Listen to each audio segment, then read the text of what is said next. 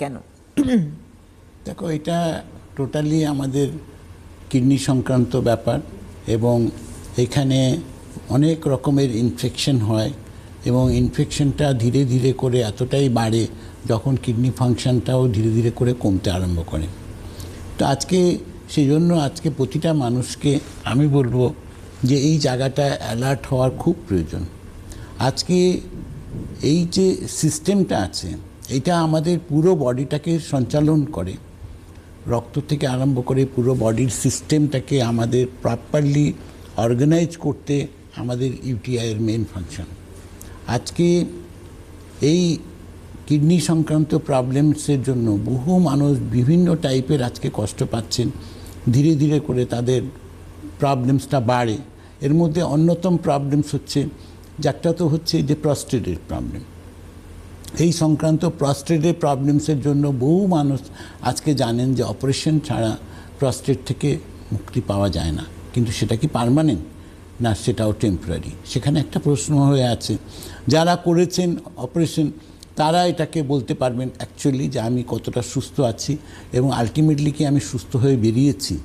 কিন্তু রাঙ্গুলিয়া আয়ুর্বেদিকে যারা এই প্রবলেম নিয়ে এসছেন, প্রস্টেট প্রবলেম নিয়ে এসছেন, তারা আজকে এটাই বলবেন যে আমি উইদাউট অপারেশন আমি আজকে ডেটে ভালো আছি এবং নর্মাল আছি, আমার কোনো প্রবলেমস নেই। এই একটা পার্ট হয়ে গেল। সেকেন্ড পার্ট এসে গেল যে বহু মহিলাদের একটা প্রবলেমস আছে, এর মধ্যে কমন প্রবলেমগুলো বলছি আর কি, বাকি তো ক্রিটিক্যাল প্রবলেম তো অনেক আছে।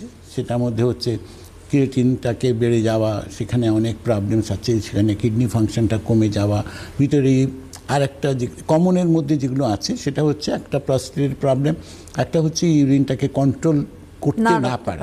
এটা আজকাল ছেলেদেরও হচ্ছে, মানে মেল ফিমেল দুটো সাবজেক্টে এই প্রবলেমসটা থাকে যে আমি ইউরিনটাকে ধরে রাখতে পারছি না, ঘর থেকে যখনই প্রেশার ক্রিয়েট হচ্ছে তখন তুরন্ত আমার ওটা ইউরিনটা আমার বেরিয়ে যাচ্ছে।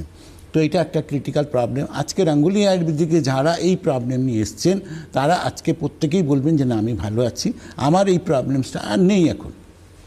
তো এই যে জায়গাটা আছে সেটা কিন্তু রাঙ্গুলিয়া আয়ুর্বেদিক আজকে প্রতিটা পেশেন্টকে ফিরিয়ে দিয়েছে, নর্মাল জায়গায় ফিরিয়েছে।